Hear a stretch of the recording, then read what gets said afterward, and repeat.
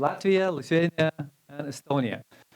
As you know, we are not just here in Vefresh, in Minox Bar, in the perfect place for startups to meet, as historically it has been the area where one of the most famous kind of export brand called Minox was born. But we are also live in Facebook and different other streams, and also Delfi streaming us right now in both of all three Baltic countries, which is really great. Since 3 years ago, we started a new tradition to rank startup brands in Latvia, and of course, this year is a special year. Also, as you all have noticed, we celebrated the 30 years anniversary for the most unique Baltic flash mob worldwide, Baltic Way that our parents did 30 years ago, and we kind of feel that we are great in our own countries, but at the same time we don't know enough about what's going on in Baltics, and we are not enough collaborating with each other. So we really hope that bringing Baltic startup scene more together, we can find even more impact. We can build even more impactful brands and projects together. So that's really great. And thank you all Estonian, Lithuanian, Latvian startup associations, ministries of economy, and all the other partners that we have that agreed to participate. Because without you, we couldn't make the ranking, which is, as one of the jury members this morning said, really hard work. We received more than 90, almost 100 pitch decks from all three countries. The good news, actually, very close to 1/3 from each of the countries. So really, I think it's an equal and great and equal competition. Hopefully, a very friendly competition among us. We couldn't have done it. We couldn't have judged ourselves. So we gathered some of the most knowledgeable and interesting and experts from the scenes of startups, from the scenes of investors. Let me announce what is the jury, and all of them are here sitting in the first row. So we will start with Kristaps Banga from Accenture is here. Kristaps Soms, Ministry of Economics of the Republic of Latvia is here. We have Henrik Kudberg, Ministry of Economics Affairs and Communications for Estonia is here. Tere Tulemast, Lina Vaičiūnienė, the Ministry of the Economy and Innovation of the Republic of Lithuania is here. Welcome to Riga. Egita Poljanska, Startup Latvia is somewhere here. Marika Tru, Startup Estonia. Welcome. Roberta Rudokienė, Startup Lithuania. Toby Moore, Imprimatur Capital, welcome. Stanislav Ivanov, Terra Ventures is here, great. Olga Barreto Gonçalves, Investment and Development Agency of Latvia, yes. Sandra Goldreich from Baltic Sandbox is also here. And Alina Meshcian from LMT, Latvian Mobile Telephone, is also here. And myself, Andris Rubins from DDB Latvia.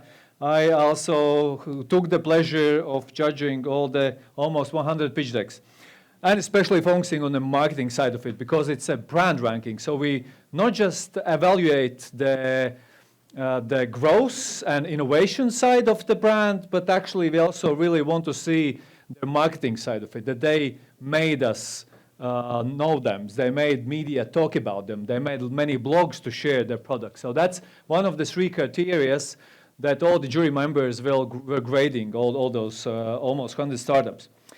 So before we start our Baltic Top 10 Startup Pitch session, I want to give floor some of our greatest partners. Without them, we couldn't have made it so far.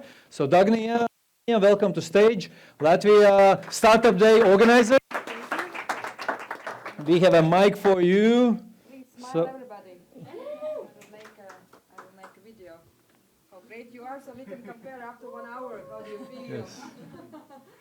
Yeah, there is never enough videos, right? No. So no, Dagnija, thanks a lot for helping us to collaborate, actually. You called me and I said, yes, of course, we have to be part of the Startup Day. So yeah, thank you very much. And I'm really happy that the Baltics is back again. So welcome you everybody here in Riga, the center of the Baltic states.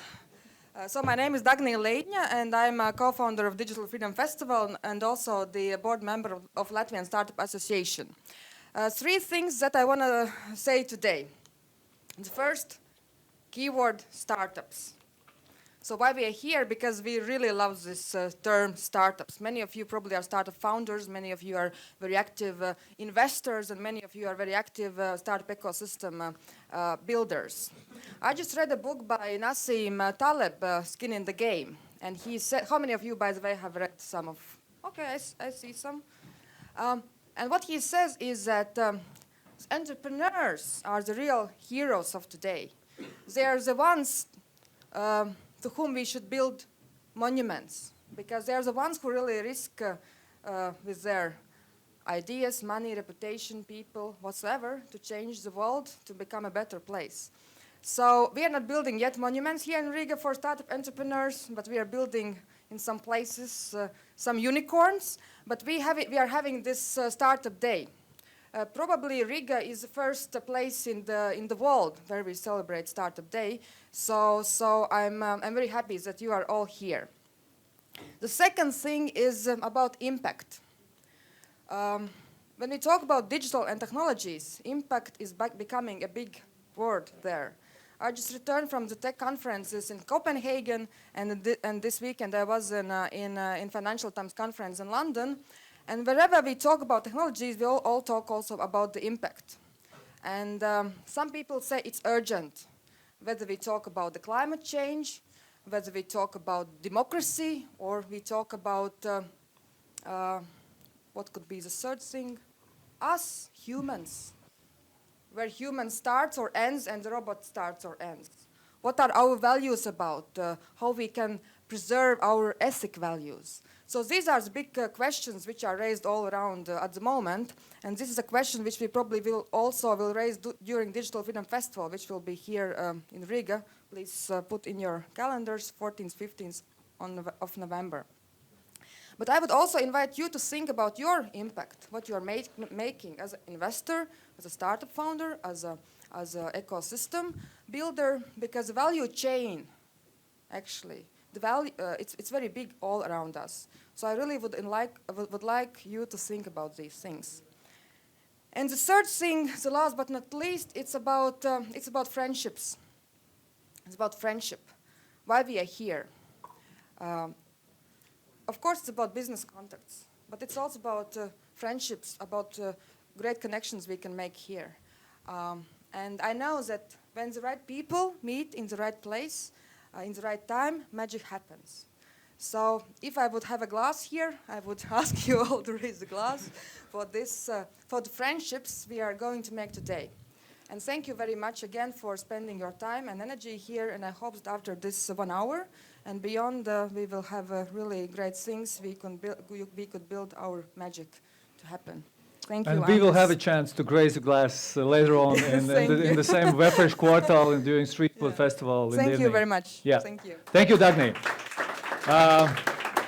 When we decided that we have to do not just a big brand ranking that we have been doing for the last 15 years, where we announced the most loved brands and the greenest brands and the most human brands and so on, 3 years ago we thought we should rank startups. And of course we can't do a big research. We have to have a jury here because startups are not the most well-known brands. When we ask people on the streets in Riga, Tartu or Kēdaini, for example. So we needed to set up a specific process, jury and everything. And there was one company who said, yes, we want to support this. Yes, we want not just, we don't want just support mentally or just by, saying, yes, that's a good idea, but we are ready to support it financially. And so Accenture believed us, and they are our partners, our main partner for the last 3 years. So Maxim Yegorov, could you please share the stage with me and welcome on stage Accenture. Good to see you.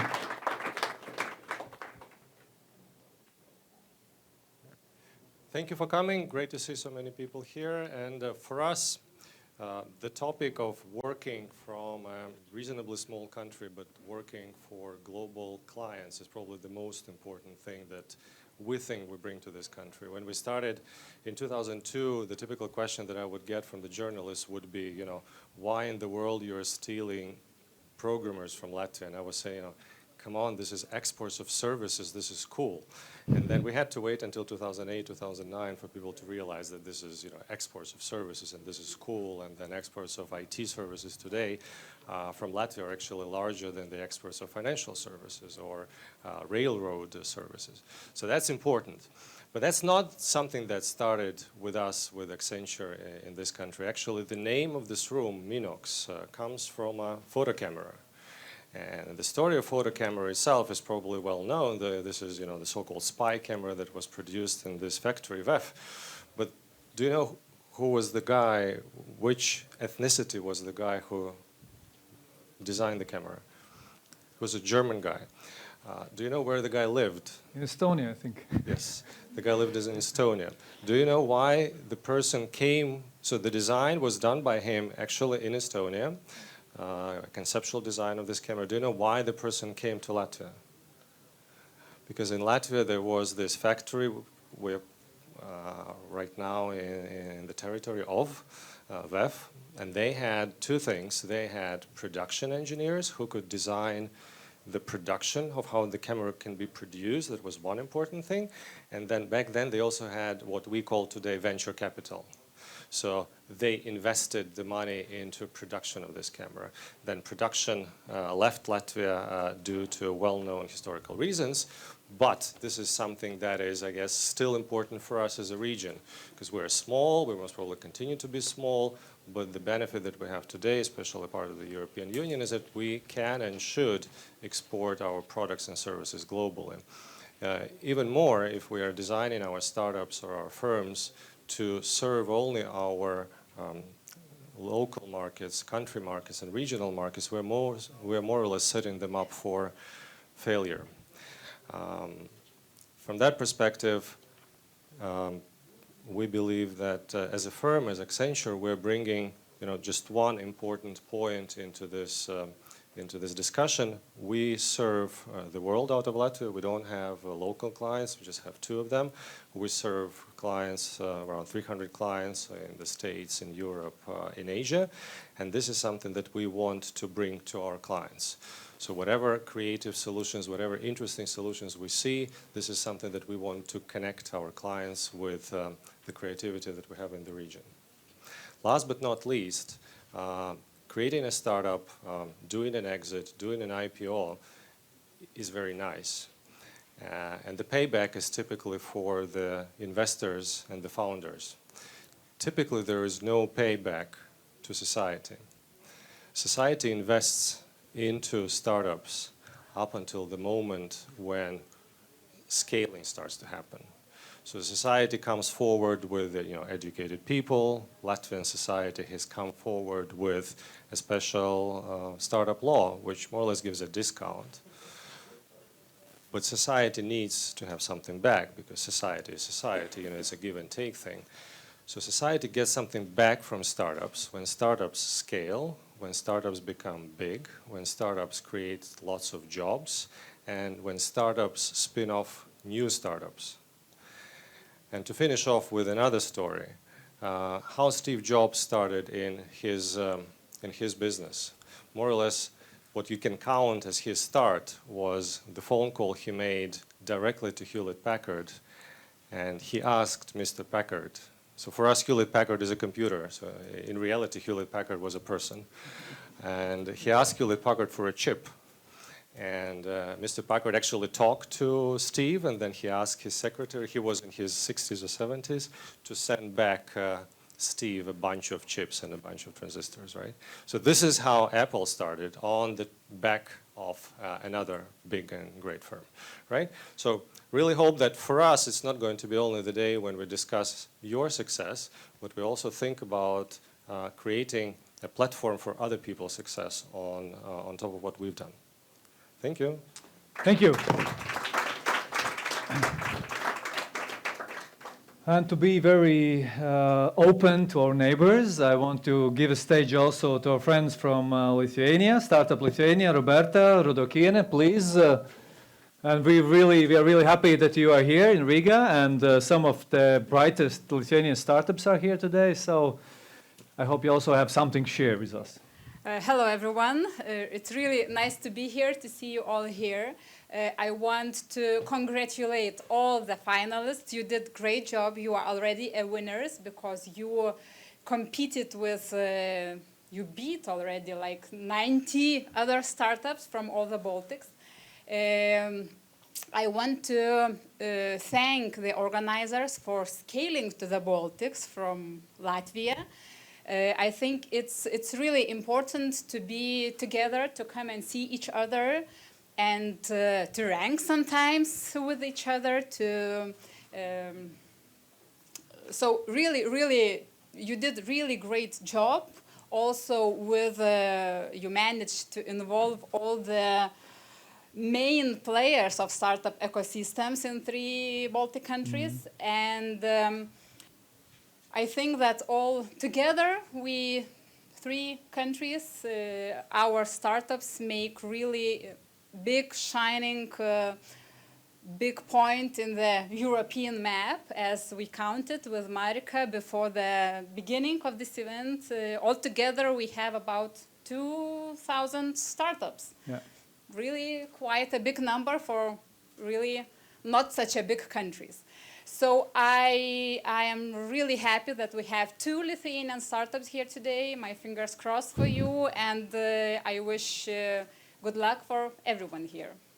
Thank you. Thank you, Roberta. And of course, we all know the term Estonian Mafia. That was actually recently, I saw a Facebook page which was called Baltic Mafia. I thought that's a smart move. Why not to use some of Estonian most famous unicorns and kind of join hands or join forces. So, of course, also from Startup Estonia, Marika, through welcome to Riga, welcome to Baltic Brand Ranking, and you have remarks, please. Yes, thank you. I guess I'm the last one in between the most interesting part of today, so I promise I keep it short. 2 things which I want to mention is that, yes, counting all together, Estonia, Latvia, Lithuania are very strong. And if we look, we are really entrepreneurial countries. Having around 2,000 startups, we can even say that altogether we are a great startup nation here. And we could strengthen this in the world, coming out with a Baltic brand. And this is my second point, is that I really like the idea of bringing in a Baltic brand and starting this first time here as this. Let's see where it will go, because considering that we have 2,000 startups, only 100 were applying. Let's see what happens in a couple of years, how many the jury will need to assess. But I wish good luck to all of the top 10. You'll do a great job, I'm pretty sure of it. And if nothing else, then you'll be in top 10 anyway. Good luck. Thank you. Thanks a lot. So, are all top 10 startups ready? It will go like this. We have a watch here, the clock here. We'll have 5 minutes for the pitch presentation, 2 minutes for the questions from the jury. So we will move quite fast because we have limited time.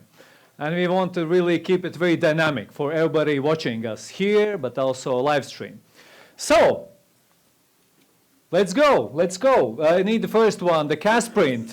So we will start with alphabetical order of the brand names of those top 10 startups, so you will not know what the scores have been so far. So this cash print here, can you come on stage? You have a mic. Thank you. You have remote control, and you have 5 minutes. So, welcome on stage. Hi, I'm Janis from Carsprint. Each year, more than 6 million fracture cases are registered in Europe alone that involve the use of plaster of Paris cast in almost 9 out of 10 cases. All these plaster casts are very heavy, they are uncomfortable. They are itchy and cause skin complications such as skin dryness, rashes, or excessive sweating. So at Carsprint, we developed the first end-to-end 3D printed service which is easily integratable in any given clinic, private or public. So this enables the clinics to offer 3D services to their patients on a daily basis. And thanks to our existing partners, we are already verifying if we can reduce the time of total recovery by up to 20% just by switching to cast print. So this is the cast print. One might ask, why should I switch to cast print? And this is why. First of all, it's more than 2 times lighter than traditional plaster of Paris casts. It's not afraid of water. You can go have a shower with it or go swimming. It allows air to touch the skin, reducing the risk of skin complications I mentioned earlier, and still it's custom made for each patient. So over the last 12 months, we have grown very significantly, and in August alone, we served more patients than in whole 2018 together. And these patients, they really do love cast print. They love to share their stories, their experiences and pictures on social media. Facebook, Instagram, Twitter, whatever the media is. So this is how cast print works. Once you get a trauma, you have to come back for a checkup in 5 to 10 days, when if a doctor says that you can get a cast print, the doctor or a nurse would scan you on spot and send us an anonymous scan just saying what trauma it is and what color should be printed. Within 2 to 3 days, we would design the cast print, print it out, post-process it, and send it back to the hospital where you could get your cast print at the doctor's office. And we charge up to 150 euros for each cast, depending on cast types. There are no other expenses for the clinics nor for the patients, just the cast price. So we are currently available in most well-known private clinics here in Latvia, as well as some regional hospitals, one's missing here actually, as well as we're already available in Kent in the United Kingdom and are working very, very hard to become available in London in the following couple of weeks. None of this could be possible without our team with different experiences, good experiences, as well as special thanks to 2 accelerators that we have finished that have put us on the right track. Thank you, Startup Wise guys, and Build It. So we're not stopping at casts. We're working very hard to bringing cast print into sport as individual solutions for athletes and subscription-based solutions for sports teams. And we have helped our first pets as well. We have helped cats and dogs with fracture traumas and other sicknesses. So we have been blessed over the last 12 months with very broad media. We have been on TV, in the news, we have been written about, so that means that we're most probably interesting to be written about and read about. So thank you very much. I'm Yanis, and if you have any questions, feel free to ask them now.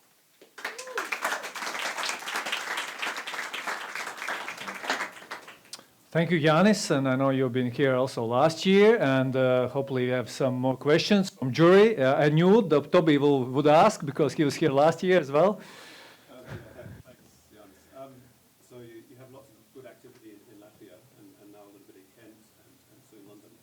So what do you need to do to get in broadly in the UK or elsewhere in Europe and those other places? What do you need to do in media, marketing, and then sales? Well, first of all, to get somewhere we need sales, we need some direct sales to existing doctors, existing clinics that would like to have us as a solution. And once we have this entry point, this clinic where we can put our scanner in, then we can start to market it to the end user, to the patient. And actually, as we have found out that the best way for us to market ourselves is through Facebook, through Instagram, because people see pictures and when trauma occurs, they do not want regular solutions. And when you go to your trip to London, you would probably wear this on the streets as well, right? The product. Obviously. Please. Do you validate also ecosystem or a partnership model on this scaling? We are looking into partnerships with 3D printing hubs. However, currently we have found out that it is pretty difficult for others to print out what we design. So currently we are just partnering up with the printer manufacturers, with scanner manufacturers, but not with other startups. But we can definitely work towards collaborations. I have two questions. What's your sales cycle with one customer, and what's your customer acquisition cost? This varies between state hospitals and private hospitals. For private hospitals, the sales cycle is as short as 3 working days for the shortest ones we have had. But for state hospitals, there are some we have been working to start working with for 1.5 years, and we haven't got there yet. So yeah. Okay, thank you, Jānis Oliņš, Kasprint. So, from Latvia to Lithuania, and editravels.com is the brand name, and Adomas Baltagalvis is the guest today. So, welcome on stage. And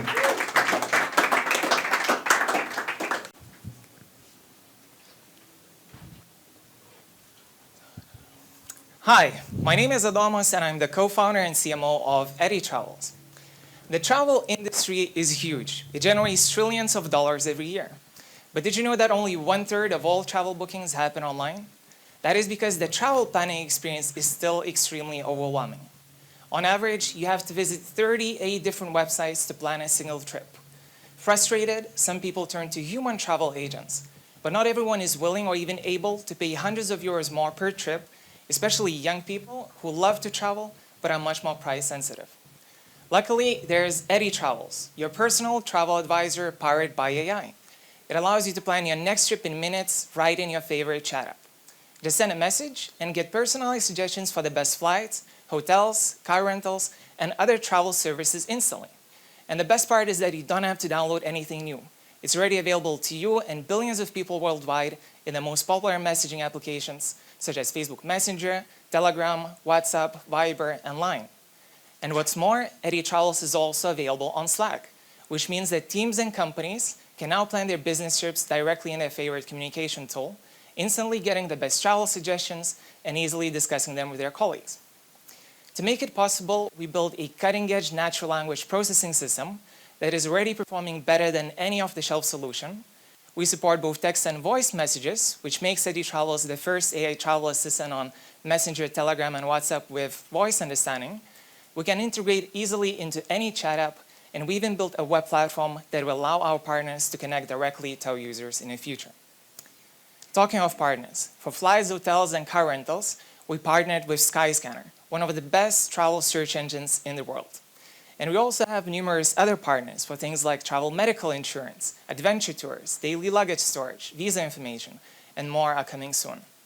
So hearing all this, you might think that we've been around for a very long time, but EdiTravels was launched in only December 2018. Since then, we attracted over 12,000 users who did over 25 travel searches already. And with better language understanding, we see growing user engagement too. Looking at the last 30 days only, we powered over 3,000 conversations, 5,000 travel searches, and our users sent over 20,000 messages to EdiTravels already. And remember, Slack, in less than a year, we also attracted over 120 companies who install EdiTravels and are now using it for their business travel management. Now, so far, we found EdiTravels to be the most interesting and appealing to millennials, young professionals, entrepreneurs who are eager to travel and are spending hours on social media and messaging applications. Currently, we can reach them extremely effectively with paid social media ads, acquiring users in Canada and the US at just $1 on average. And with a growing number of users, we are also seeing more and more recognition. So first, from 1,000 applicants, EdiTravels was selected among the 10 startups that got selected for the Techstars Startup Accelerator in Canada. In May, we won the Startup of the Year award at the Startup Fair conference in Lithuania, beating over 100 other participants. In June, we won the national selection at the Tourism and Culture category in Lithuania and will represent Lithuania internationally at the World Summit Awards. In July, we pitched on the main stage at the RISE conference in Hong Kong as one of the breakout startups. And in 2 weeks, we'll participate at the Interlag Bootcamp in Dubai, which is organized together with the Emirates Group, GE, and Dubai Tourism. So today, all of this while getting dozens of features and publications in international media and spreading the word about the power of the Baltic startups. So today, we are in the final stages of closing a pre-seed round of $500,000, which allow us to accelerate the development of Eddie Travels even further. And we are looking for new partners in the travel industry, as well as experts in marketing, sales, travel, and machine learning to join our team and make it possible. So join us at eddietravels.com and let's change the future of travel planning and booking together. Thank you.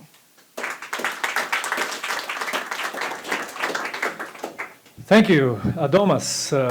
I think we have some questions also to Eddie Travels, right? Because everybody wants to travel and it's a popular thing to talk about. Thank you for the presentation. I just had one question. Are you planning to add any other languages than English in the future? So that's a great question. Thank you. We began with the English language, and right now it is the main one that we have. In the future, we'll see how it goes, but so far English is the main focus.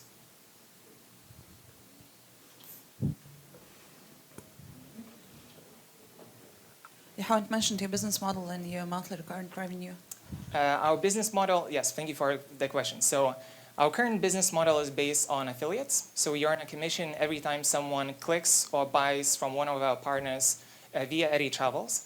In the future, we want to provide a complete booking experience to our users. So we want them to discover the best travel deals in one place and then book everything in a seamless experience by just exchanging a few messages. So right now, we are generating up to €1,000 per month. And one more question here, please. Where do you see yourself in 12 months? Let's say you're raising now €500,000. So what are you planning to achieve with that? Yes. So the number one thing is that we will be expanding our team, and we are looking for people, especially in sales and marketing and machine learning, to join our team.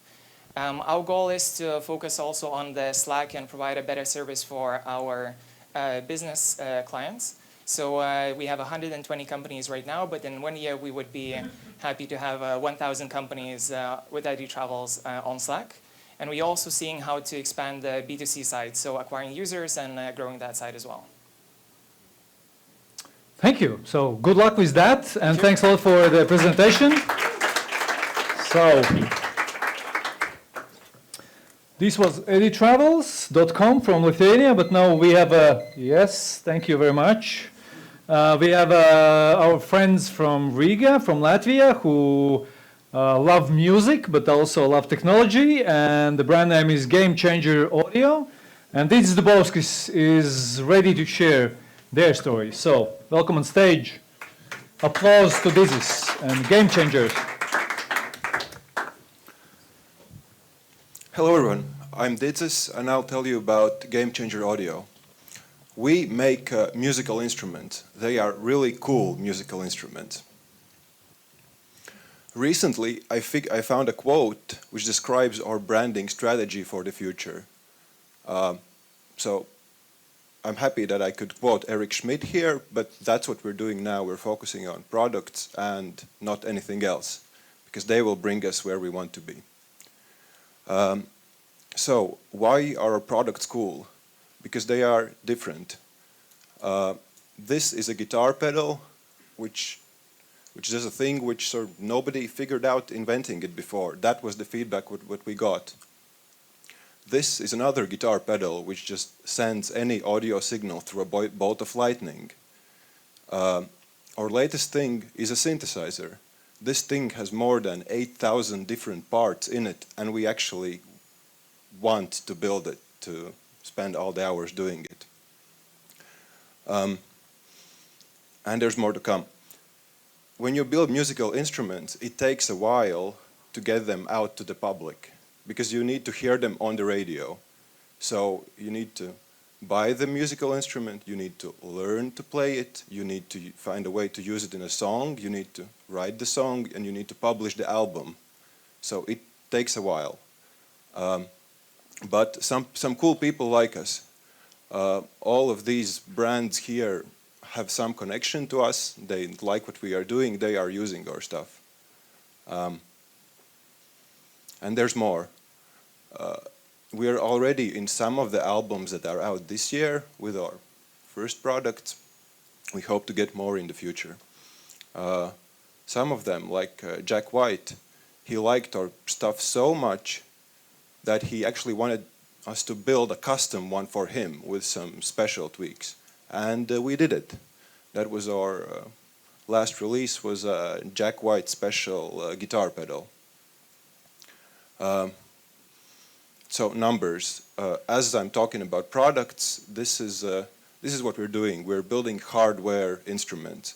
We started with one unique concept per year. We really want to build at least 2 products in 2020, and that's what we're working on right now. For numbers, we are stable, we are bootstrapping, we're happy with where we are, but not really happy. We want like double and triple this in a few years as new products come out and as more people join our team. Something about buzz. So I'd like to think that we've been big in the music industry. Each of the products we launched was launched through a crowdfunding campaign. We first sold them on pre-orders and then a year later delivered. That was all over the internet of music geeks.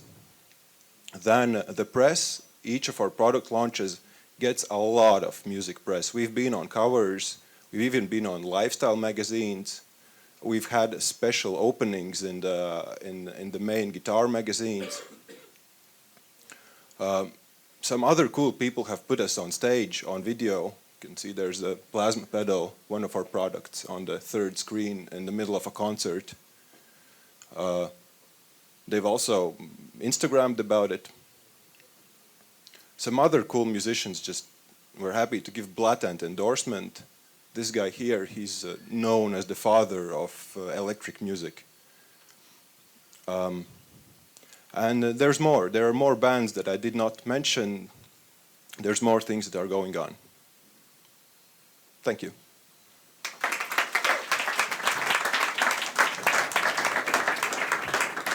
Yeah, thank you, Did. So what's the feeling when U2 or Rolling Stones during the concert use your product? How do you feel?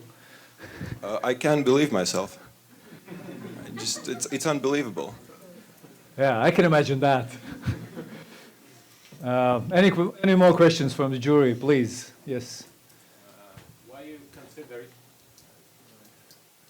Sorry for that.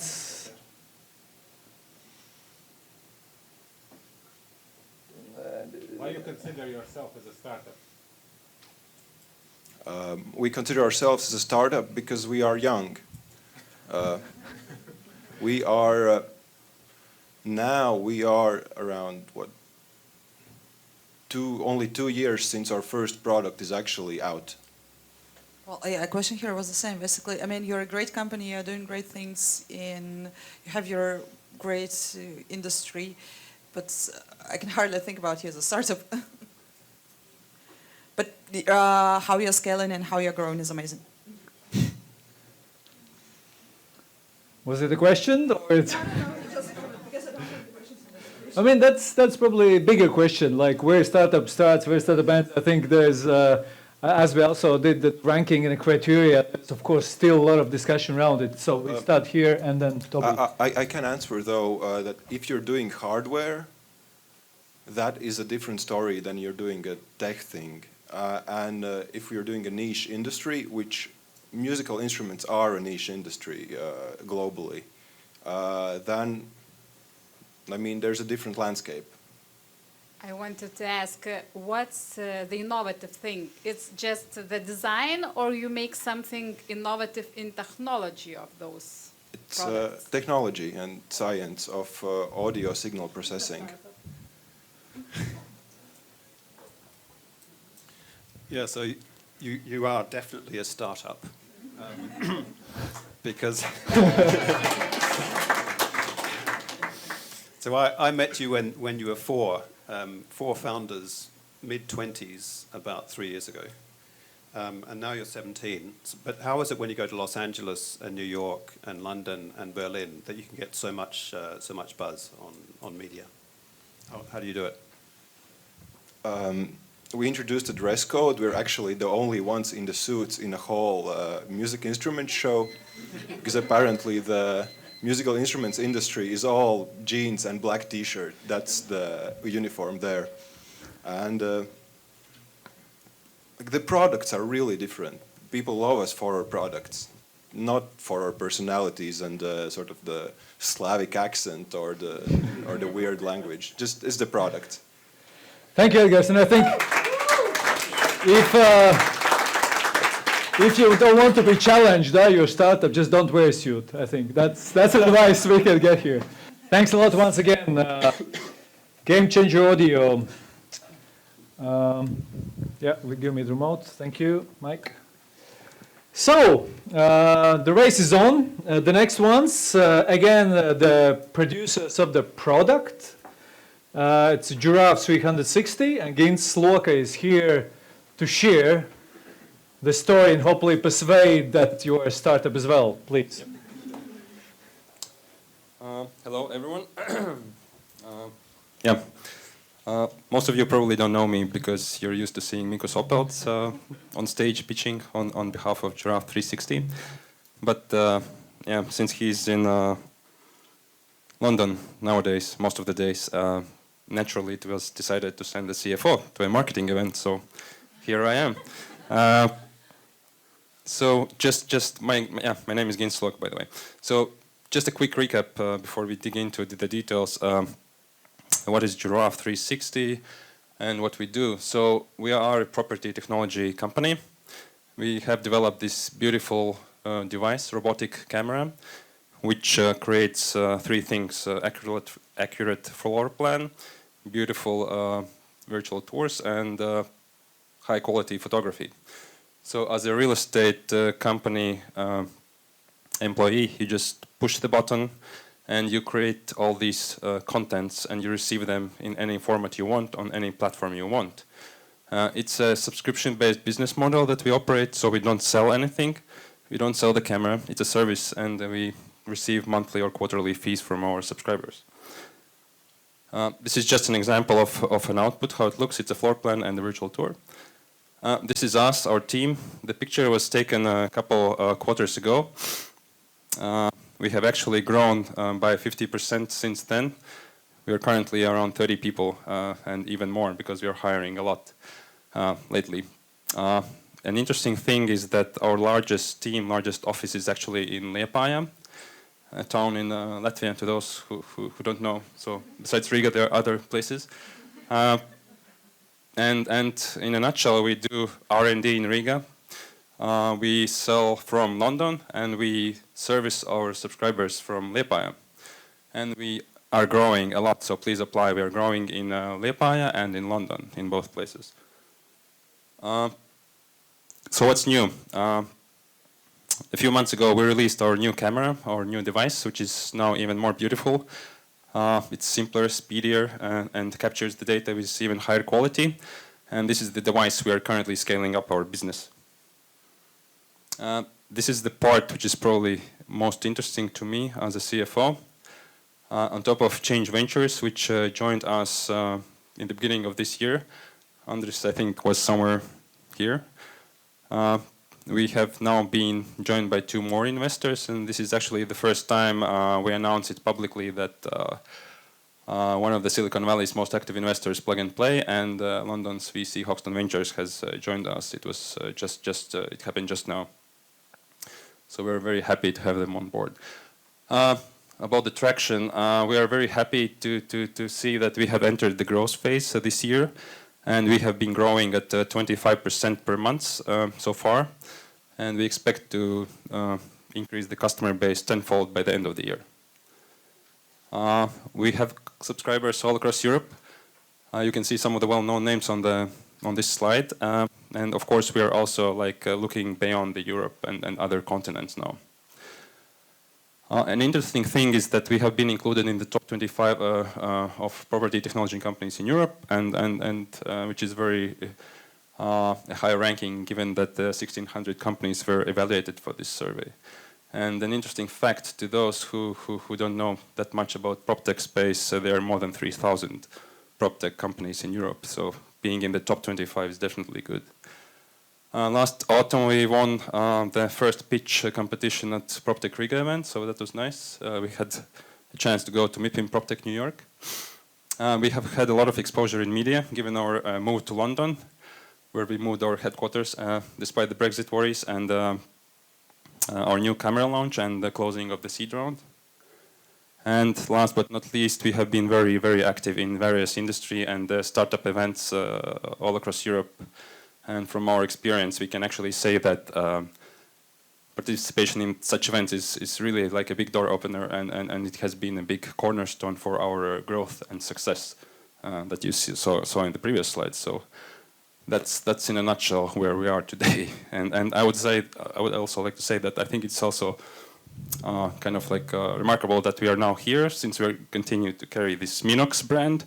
It's just called different now. It's Giraffe 360. All right, I'm ready for questions.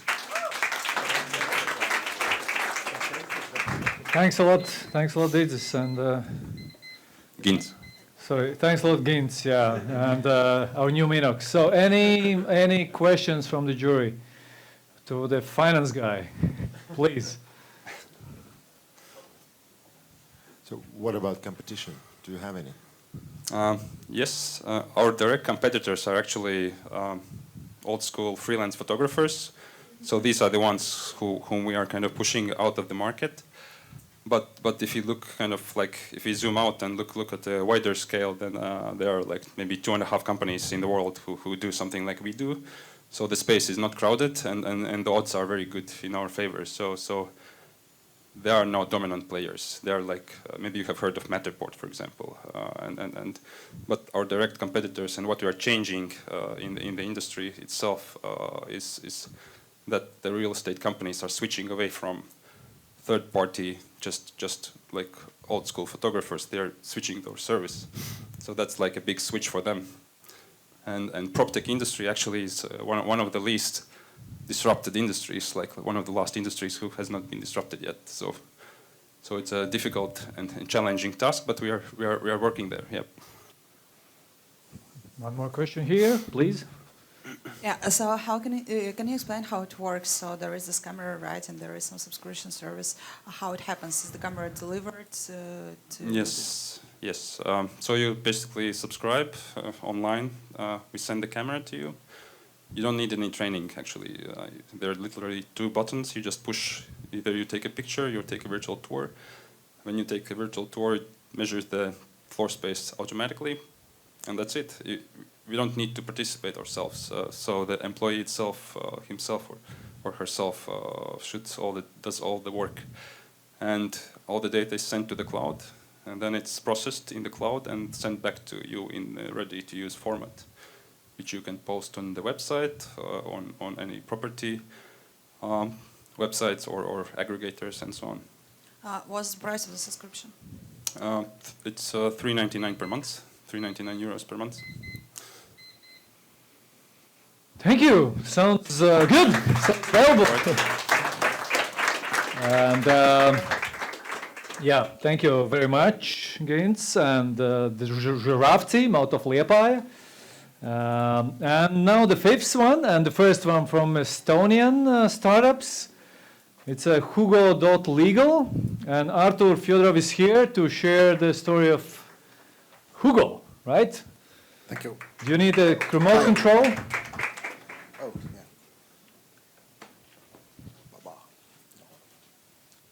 So hi, my name is Artur. I'm the founder and CEO of Hugo Legal. In 2017, we developed a matchmaking platform for lawyers. And within the last year, we became the largest legal service platform in Estonia. So far, we have successfully matched over 20,000 clients with lawyers. And this has generated us over 1.5 million euros in gross revenue. There are a great number of highly qualified lawyers on the market, but they're not efficient enough at acquiring a new customer, dealing with downtime, and marketing, and so forth. And at the same time, each and every one of us has at least one friend who can't afford legal services due to the high price, and therefore their rights are not protected enough. We can help them, all of them. We're building a universal robot lawyer, a superhero called Hugo, who will disrupt the legal industry by redesigning the legal marketplace, combining the best in artificial intelligence technology with the power of sharing economy. Hugo can help with common legal questions and documents, and with challenging inquiries, Hugo matches the client with the right legal expert at the right time and cost in the corresponding jurisdiction, Uber for legal services. With Hugo, lawyers can concentrate only on the very essence of their work, and they can do that in a time and manner that they prefer and in the legal field that they choose. Everything else is dealt by the platform. Most of it is automated. Hugo's founders have profound experience in business, in technology, in legal and in marketing. Our team consists of 21 fully committed members, and we're growing rapidly. And we are honored to have such great advisors as Ryan Ranu, the founder of Fortuma, Marko Avik, the long-term Vice Chancellor of the Ministry of Justice in Estonia, top-notch attorneys Arvo Givar and Tito Sitovski. We're lucky to have them abroad. We are profitable in Estonia, serving almost 2,000 clients month over month, and we're close to 100K monthly revenue. And this year we're starting operations abroad, starting with Warsaw and Madrid as our first target markets. Legal data is this unstructured mess, but we're building a bridge between technology and lawyers. We're developing a universal robot lawyer that can solve 90% of legal problems and save the world from injustice. We are dedicated to make a meaningful social change. Hugo has helped over 20,000 people. Some of those stories are public. This is just media coverage from Delfi.ee over the last year. On average, on mainstream media, we're once a week. It gives you fuel, this helping people, and we will not stop until we can help millions more. Thank you. My name is Artur, and we are Hugo Legal.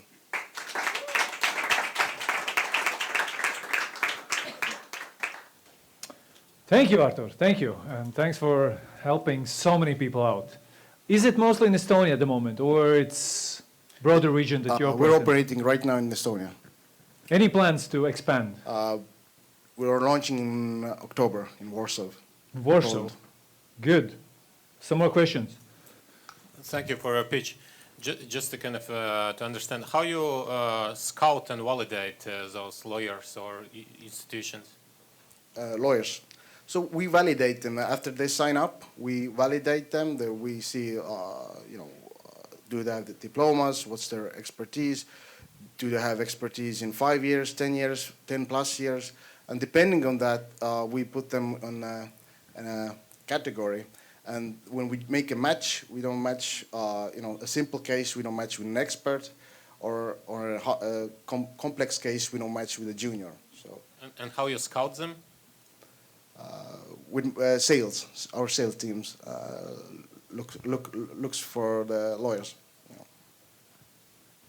And is there any rating system, just like Booking has or Uber has? Yes, it works basically the same thing. So we call it perfect match. It means that both sides put thumbs up. That means that both sides are happy that they met on our platform. So this is where the lawyers' ratings go up, and the same how Uber or other stuff works is if your rating is low, then the competition is high. Thanks. What's your business model? Who is paying you? So we're on a transactional revenue model. So we bill lawyers according to their revenue with management fee. It depends if the client is matched by Hugo or it's their own client. I had a question about your market expansion plan. Maybe you can elaborate a bit why you chose as the upcoming two cities, Warsaw and Madrid, a bit differently, and where do you plan to go afterwards? Sure. So right now we're in the seed stage. So for us, the main thing is to get the most wider experience. So Poland is very different than the Baltics, and Spain is very, very different than East Europe. When we get to the Series A, close to Series A, then we'll expand to probably to either Asia or Africa. And you probably know you're always welcome to Riga as well. Yeah, yes. Probably a little closer. And I think you got some first fans, hopefully, already here. So thanks a lot. Thank you. Hugo Legal. Thank you. And we are moving on to the next brand called Localize. Is somebody here? Yes, and I know that Piotr is here. So Piotr Antropo, welcome on stage, Localize. And remote control, please. Thank you. Hello everybody, my name is Piotr and I'm a co-founder of Localize. It's a Riga-based B2B SaaS startup which has more than 1,000 of customers from more than 100 countries. Today I am gonna tell you both about Localize and why the Baltics, Latvia and you should care. 3 years ago when we started, we were like unknown to the market. And right now we consider ourselves the most loved and the fastest growing place on the web where companies of different sizes and industries translate their software into other languages. Software could be a mobile app, a website, fitness bracelet, a toy, a game, whatever. And it could also be marketing materials or any digitalized text. Right now it's more than 100,000 teams all over the world who struggle with their multilingual digital products. What we're gonna do is disrupt this market and make it 1 million of companies by adding all the teams who would be willing to translate their app or website into more languages, but just don't like the process and are afraid of the difficulties they can meet. So far, as I said, we are more than 1,000 of customers coming from more than 100 countries. From the Baltics, From the Baltics, these are Printful, Mintos, and TransferGo, and maybe we'll get more from these companies we are seeing here. Besides that, in every country, we have fast-moving representatives from all the industries. In the competition is very mild. We're lucky there. It's mostly inferior workarounds like Excel, spreadsheets, and Google Sheets. It's also homebrewed internal solutions companies build, which are both less functional and requiring expensive support. And finally, there's translation agencies who are used to translate documents and now would be willing to translate software as well, but they are far behind Localize. This is, and the figures, we are now at 5 million. So 3 years ago we were 0, we're now 5 million revenues. And with the team growing, we're still 20. We'd like to have a 30 and 40, but now we're 20, and it brings us to $250,000 per employee, which is a nice ratio. This is an example of the countries where our customers are located. And these are two alternatives. They're ugly, shameful, and painful. Don't look at them if you're going to translate your software. Eventually, we would like to become a GitHub or a hub, a global hub for localization. And there, going into the future, if we triple 2 times for 2 consecutive years and grow 2 times for 3 years, we're going to be a unicorn from current 5 million. If we are less lucky, we are 100%. We have 100% growth for 5 years in consequence. Then we are half of the corn, or semi-corn. And we also like the fact that among recent software IPOs, most of them were SaaS companies like ours. The peculiar fact about Localize, it's being a B2B SaaS tool like Pipedrive from Estonia, Omnisend or Infogram from Latvia, and being kind of global, scaling and disrupting, we are working horse. There's no magic. There's no like bells and whistles. We are like a horse. We'll try to become a unicorn. We are not rocket science. We are not blockchain, AI, like no magic. We are not cash intensive or capital intensive product. We were almost profitable from the beginning, and we don't require, like companies like that, they not necessarily require investments. Even though we've taken a small loan from Prenumeruokite, from Toby, thank you. And we don't require a lot of employees, so we can like go global and still like be in Latvia, even though that we're looking to open an office in somewhere in Ireland or UK. The other good thing about Localize is, like I just finished one slide, is that it's a nice recipe for a startup. It's like you take a business process which could be improved, make an MVP and sell it, and then this is a proof of concept and you scale like us. Thank you. Thank you, Piotr. So I will not give floor to Toby, but anybody else in jury can ask any questions you want to Piotr.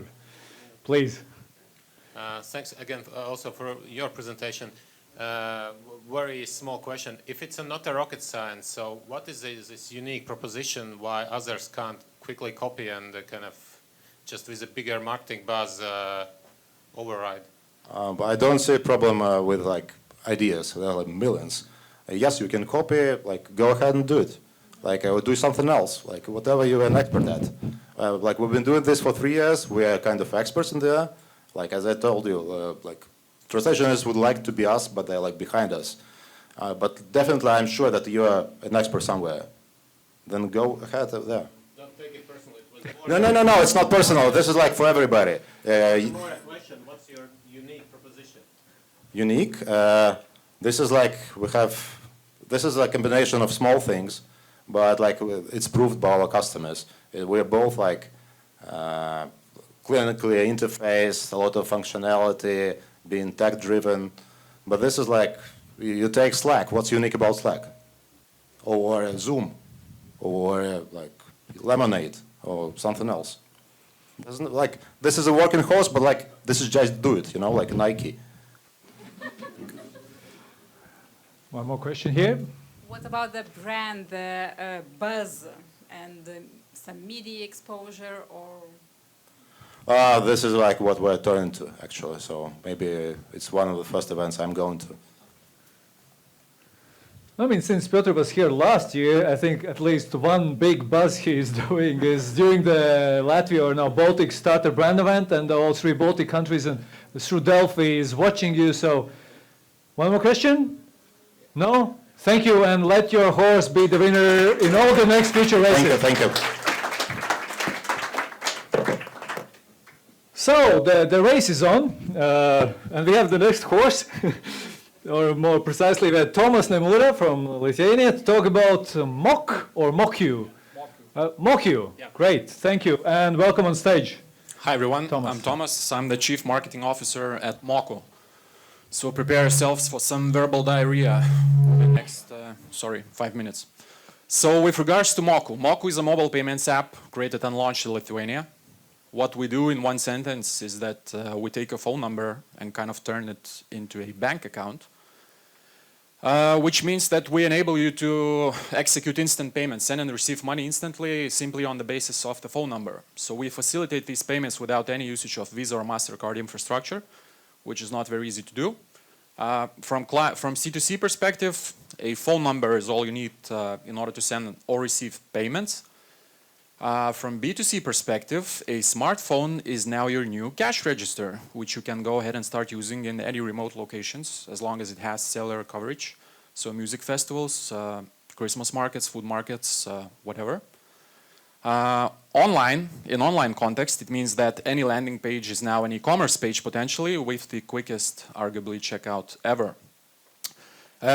in terms of bus, I will get back to that shortly, but our way of entering the market, as niche, as cliche as it sounds, we started off by trying to come up with some actual valuable propositions that we can put in front of our consumers, and these are just a couple of them. So first things first, we provide users with the possibility to add up to €50 worth of purchases into your phone bill. So kind of buy now, pay later option, which is completely free of charge for the consumers. We are solving one of the issues in HoReCa segment, tips to be precise, by executing them legally in a peer-to-peer payment manner.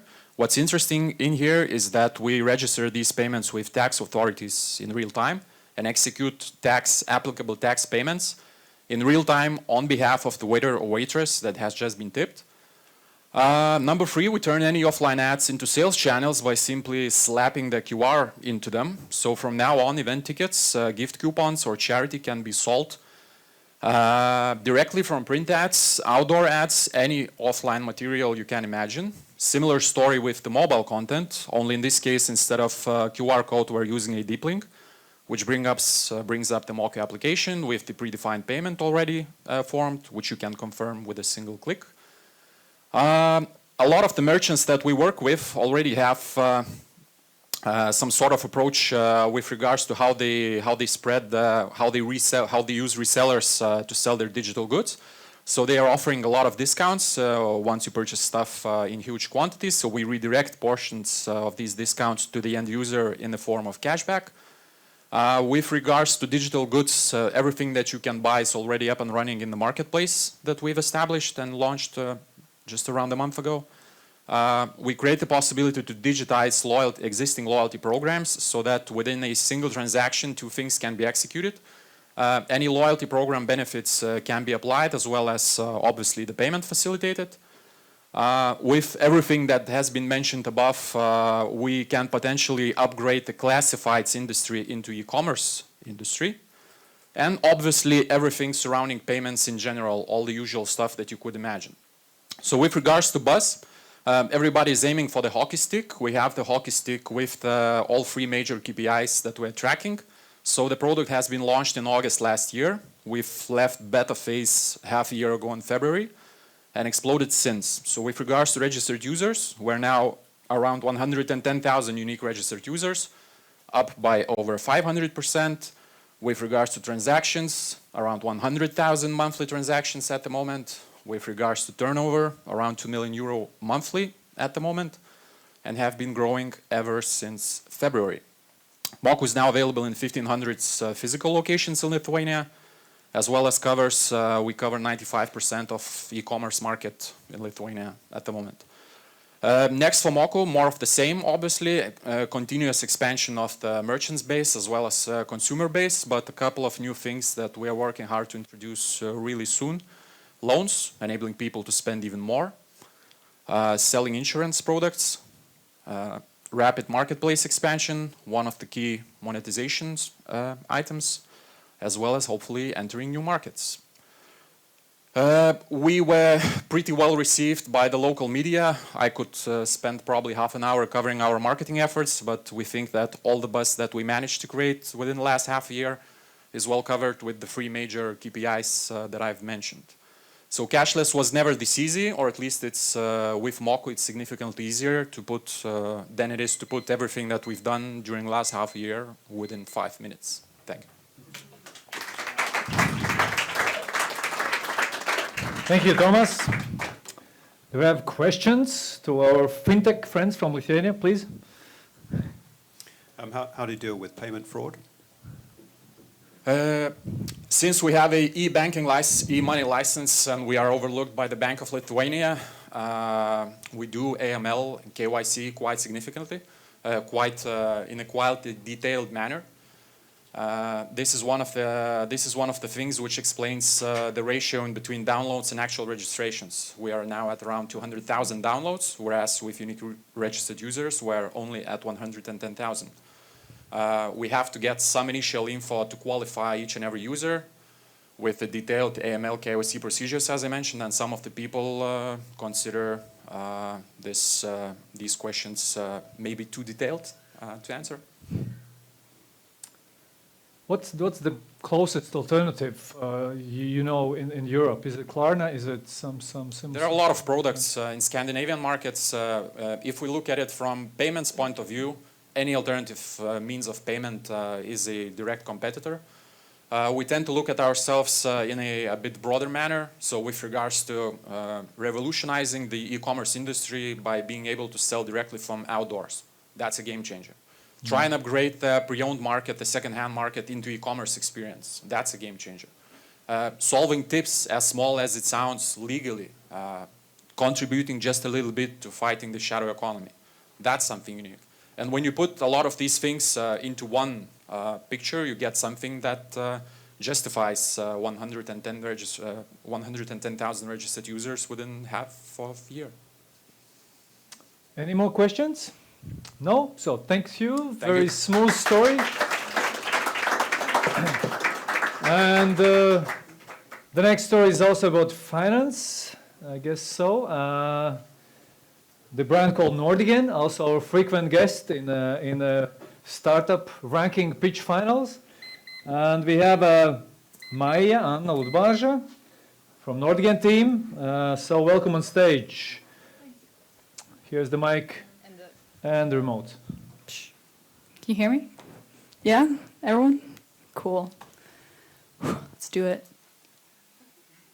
Right, before I start, I would just like to say that most of you probably know our co-founder Rollins. He's usually the one pitching. Today, I'll be pitching, obviously. So let's go. Right, so Nordigen, basically we offer open banking analytics, products for banks, lenders, and fintechs. So we're a B2B startup, and we're a SaaS startup. We offer software. This is pretty much all I can show you, because we work with banks, so a little bit of confidentiality there. But basically, what our product does is we work with credit specialists and data analysts, and we help them understand their customers. So who's ever applied for a loan? Ever, like mortgage, whatever, great. I did too. So when I applied for my home mortgage, it took the bank 2 weeks to get back to me. That was about 3 years ago. So we make the cycle fast. It's drag and drop. You send your bank a statement, they take it, they upload it into our system, and boom. They see all the numbers, they see a lot about you, basically. But in a good way, I don't know how many of you know what open banking means, but it's a secure system of exchanging information, which means that only licensed parties get to access your account data, and it's all regulated. It's amazing. Open banking is great. But more about us and what we do. I already covered that. So basically, we help bank lenders and fintechs leverage open banking by extracting actionable insights from account data.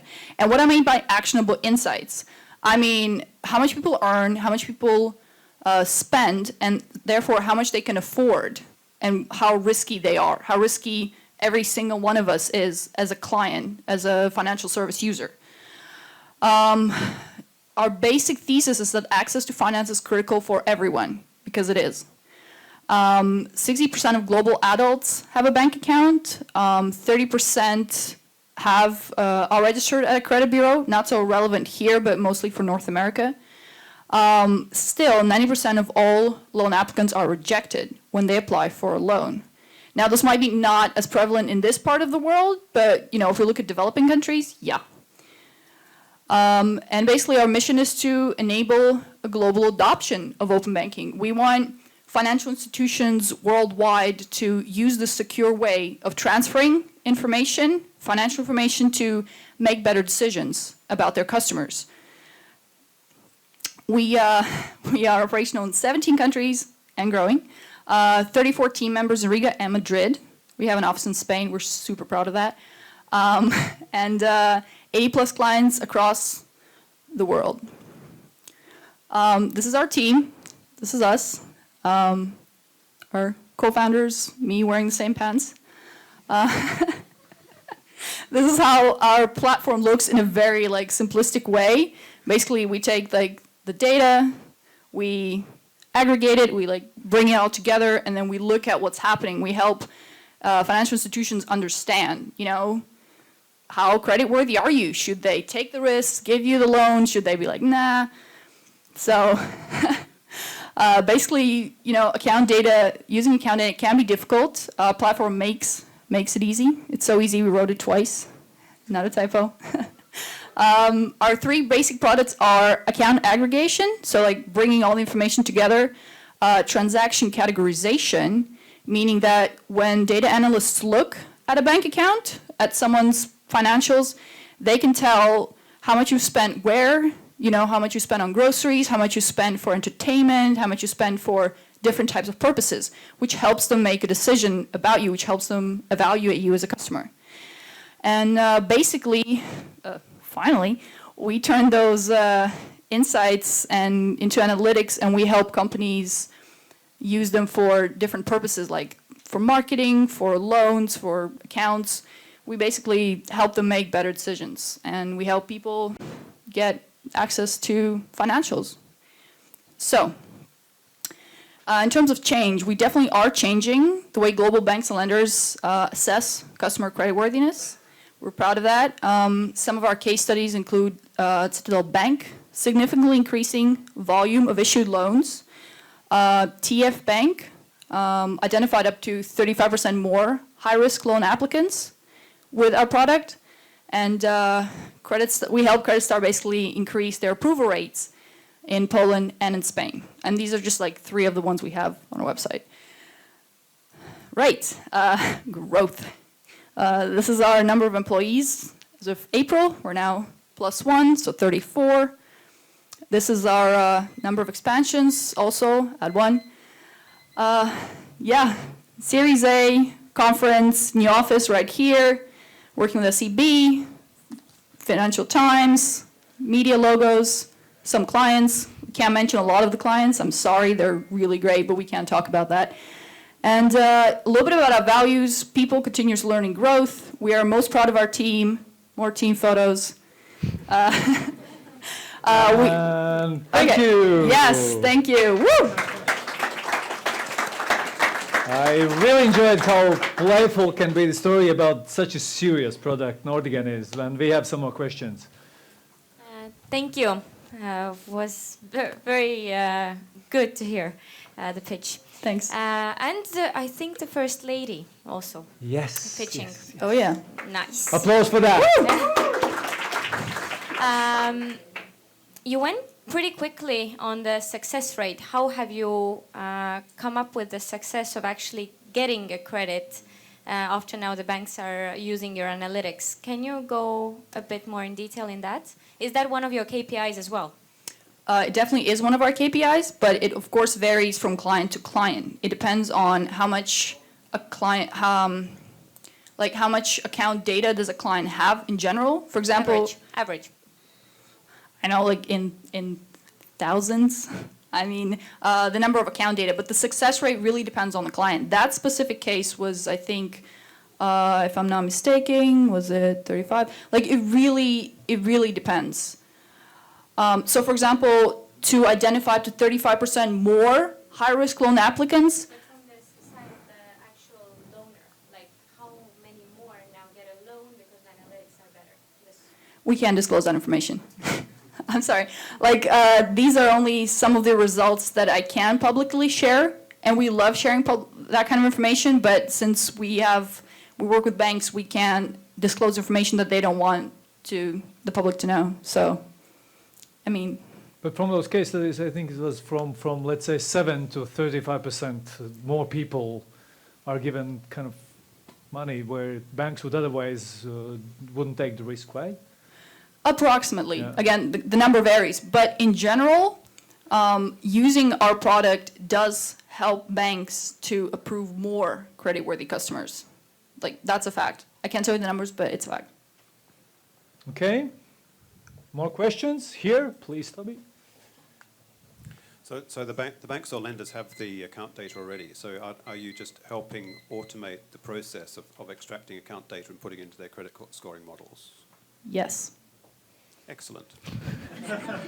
Perfect. Thanks a lot. Thanks a lot, Mani, and good luck with giving even more loans to great people, great families, ourselves including. So, 2 more pitches to go. So, thanks a lot, audience. You're a great one. You're a very patient one. And we have 2 more exciting stories to cover. What is happening? The screen is running. So, 2 more. And the next one is Printify, the last year's Latvia's Startup Brand Ranking winner. So, let's see how they perform this year. And Angus MacDonald is presenting. Hi, Angus. Hi. You want the mic? I do. Please, control, please. So, Printify, the floor is yours. Hi, everybody. Wow, yeah, so my first time presenting in Latvia. It's exciting, a little nervous, but it's cool. And I'd like to assure everyone that we are definitely a startup. That is, yeah, just in case there's any question. Yeah, so my name is Angus. I'm a proud product manager from Printify, and I'll tell you about our company. So, we are an e-commerce online platform for print on demand, and we operate in the $30 billion custom print marketplace, which is growing 30% year over year. In fact, the print industry is larger than the video game, online advertising, and music industry combined. The problem is that the existing print industry is a bit outdated, and it has not been keeping up with the demand from the tech-oriented sector. We are the solution for that, and what we do is we have a number of e-commerce partners. Our users connect to our platform, which has over 50 plus online 50 plus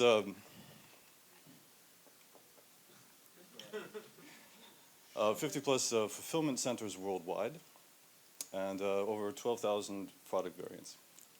So here's an example of how it works. We have our user John, who has an interesting, he's interested in buying a product, and he goes to awesomeshop.com, which is connected to Printify.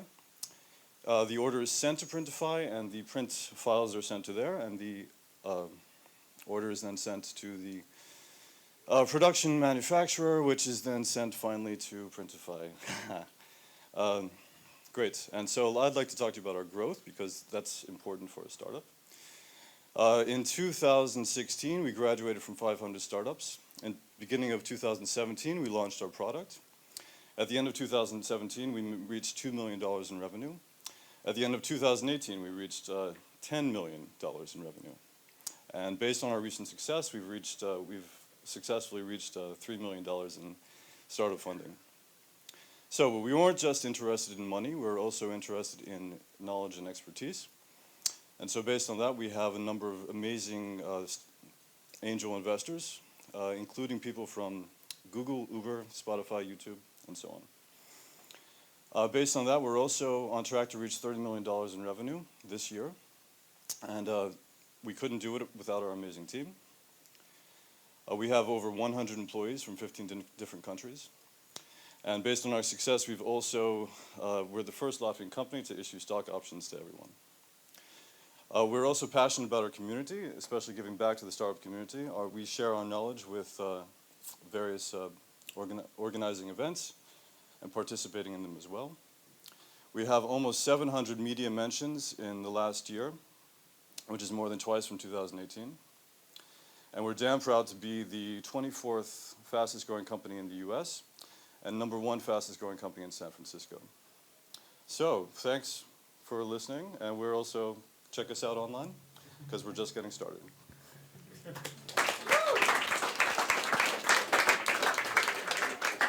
So quite impressive, right?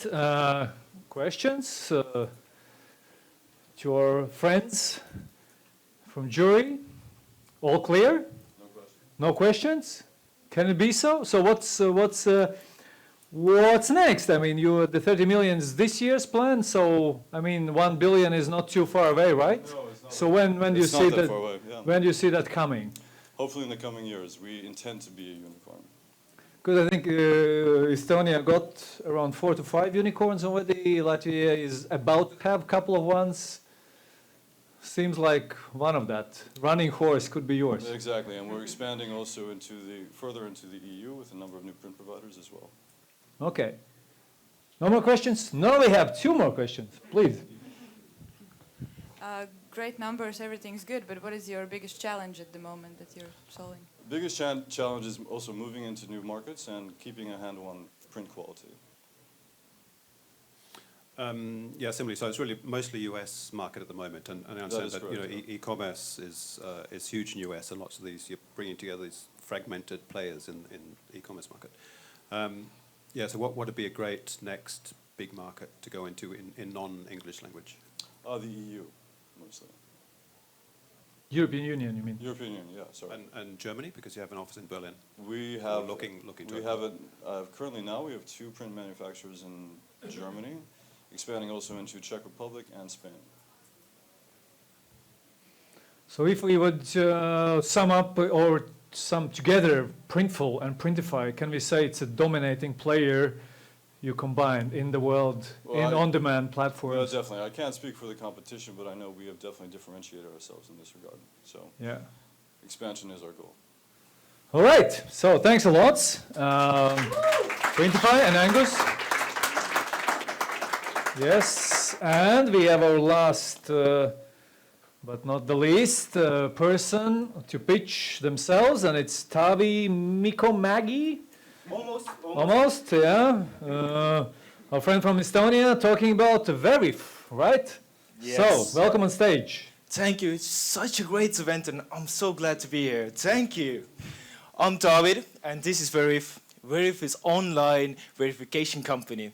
Basically, we make sure that people in digital world are who they are in real world. And we fight against identity fraud.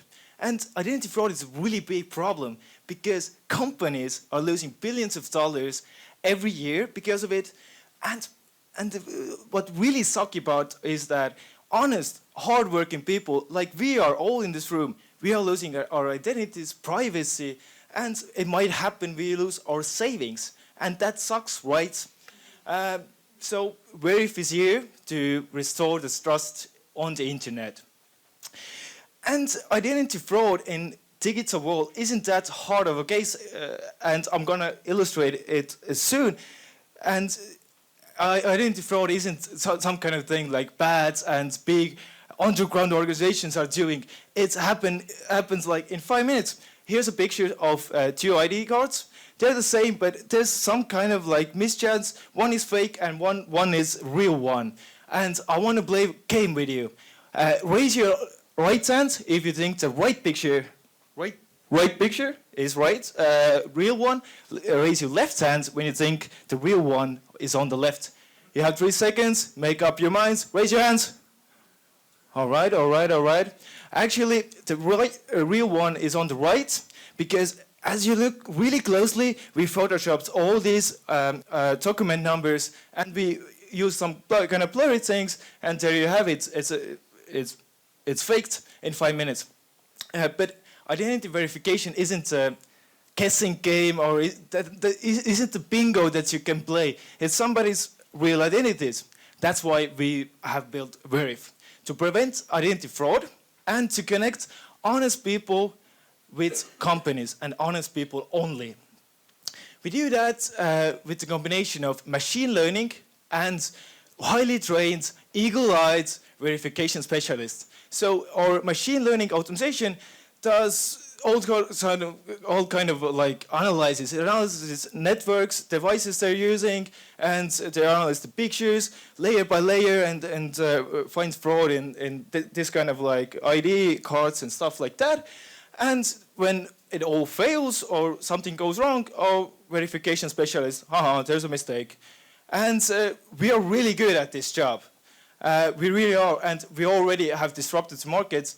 Competition is really annoying of us because we are doing identity verification all around the world. We are really fast and smart about it. Our conversation rates are high as 93%, and our competition can't beat us that. And we even found the time to come up with a new solution for SMEs, a self-service platform, so small businesses can do the enterprise level verification as well. So, growth, the most interesting part. And the numbers speak for themselves. Within 2 years, our revenue has grown by 14 times, and our employee count 17 times over just 1 year. So, and we are an Estonian startup, and we could verify all the great people of Estonia in just 1 month time. That's really fast. But our business is global. about 99% of our revenue comes from abroad. And we support the most languages in the competition, over 20 languages. And even our investors are global and cool. There's a guy who invested in us, a movie star, right? And I Combinator and Mosaic Ventures, and the list goes on. And that's worth talking about. So we get really good press coverage in traditional media and in social media that helps us to employ more people. All right. So, but our secret and bigger goal is to create a single global identity for all the people on the earth. And that means by 2025, we're going to start issuing ID cards rather than the governments. So, we are force for good, and we stand by real people. Thank you.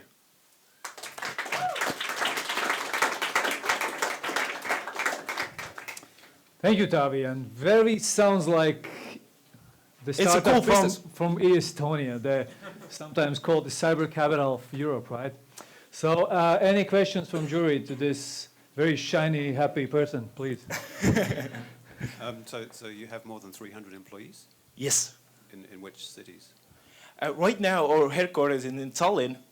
We're just trying to move around a little bit because most of our clients are in US, so it's really hard to work with them because of the time zones, right? We need to sleep sometimes. All right. More questions? Are there many stories when people you verified happen to be fake ones?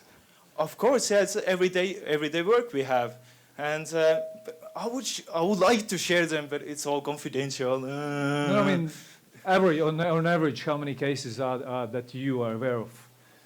Can't speak about it. Okay. Sorry. But Okay. most of people are honest and hardworking people, like I said. Like, yeah, most of them. Can you share some of your biggest customers? Blockchain. Blockchain is like, we just announced that, yeah, we're doing identity verification with blockchain. Most of them are confidential, yeah. Okay. Pricing also, your business model maybe a bit? Yeah, I can talk about our SME platform. That's for like small businesses, and there's like pricing model for 200 verifications. It's 400 euros, and like that's reasonable. So you get for reasonable price, you get honest people in. But in like most of sense, like enterprise level sales, it's all negotiable and yeah, again, confidential. But what's the reasonable price for the private person? Reasonable The price range. for trust? What is it? That's a really good question. Let's think about it. 20 euros? More? Trust is priceless. Priceless. MasterCard love to talk about priceless. Priceless. Okay, thanks a lot, Tavi. Thank you. Thanks for coming from Estonia and sharing your story. So, yeah, thank you all 10 startups, all 10 rock stars from Baltics. Really amazing, and I always feel very confident after those pitch sessions that we really can show the world amazing new technologies and become, you know, globally famous region as well, which we are in many cases not yet there, but we are growing really strong. So maybe Kristaps from Accenture can help me to sum up. Like you heard all those 10 stories, you can't, of course, confidential. You can't disclose the potential winner already because we are going to award the winners on October 3rd. But like overall, what's your feeling? What's your impression? And is there anything that Accenture can do to those or some other startups to boost them even more? Yeah, thank you, Anders. Great to see actually the passion and still the sparkle in the eyes of those startups who pitched.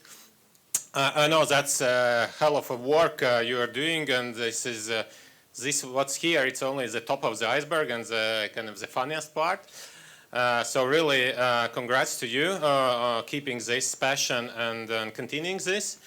Coming back to what Anders said, we definitely, as a global player, as Max said, working with the top 300 companies around the world, would like also to give our footprint on helping you bridging to bigger leads, bigger companies, so bigger sales and expansions for you. That's why also from my side was those questions about collaboration model, partnership strategies, and etc. Because I believe products and services are good, but to scale fast, really, is a partnership. It's key. And I see for those who are really kind of covering the global markets, you're already doing that. So by closing this, keep on the same positive note, and also use this opportunity by being united here in the Baltics, probably finding also some scalable partners here. Thank you. All right. So thank you, Kristaps. Thank you, Accenture, for being a very supportive and amazing partner to the ranking. So the ranking, as such, will be published also on October 3rd, just after the award ceremony. So all those almost 100 brands, starter brands from Baltics will find their scores and their position in this year's ranking. Of course, we are very eager to continue next year. So I mean, for all of those shiny ones, shiny and shy ones, the ranking will be, of course, open also next year. So also from our friends in Delfi in all 3 countries, we will have all those 10 pitch films, videos will be placed on Delfi for people to vote. So from September 24th, all those 10 stories will live in Delfi for a week. People will be voting for you. I guess Delfi People's Prize can also be something that you can expect on award ceremony. So of course you are very welcome to share your story to your friends, and also maybe give some likes to your competitors if you really enjoyed their business, their pitch.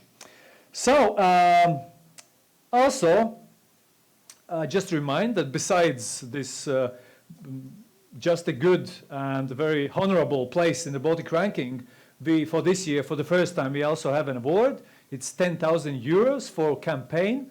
So the most promising Baltic starter brand will be able to promote themselves even more with the help of HTT Pool, who is official partner of Facebook, with OMG media agency, with DDB, will help you with some of the designs if you will need them, and also Delfi, who will help to promote whatever campaign that you will want to share. So I think another great reason this year to keep fingers crossed for the winners in each of the separate countries and also on the Baltic level, and also to get even more strong for the next year's ranking. I think I covered most of it. I just once again want to really thank you all the startups who worked hard and pitched with great manner, and you can see in most of the cases that the pitch is something that you really practice. And I think a big part of corporate world can learn a lot how to present, how to pitch. So thanks to all of you. Thank you, jury. I know it has been hard work, and it's still a bit of hard work ahead. So in 15 minutes, we'll be meeting in a very different room to discuss the results, to see what the pitches have changed in our opinion about each of them and about top 3 and top 1. So once again, thank you everyone for coming here. Thank you Latvian Startup Day for making the event even bigger. Thank you Estonia and Lithuania joining the party. Let's see if it takes us next year to Vilnius or Tallinn or some other place. But I'm really happy that we managed to bring the startup ranking to Baltics. So let's give a big applause to each and every one of us participating. I will give the floor now to our moderator of the event, artist Cicens, who will shortly tell what we can expect after the break and what's coming next here. Please.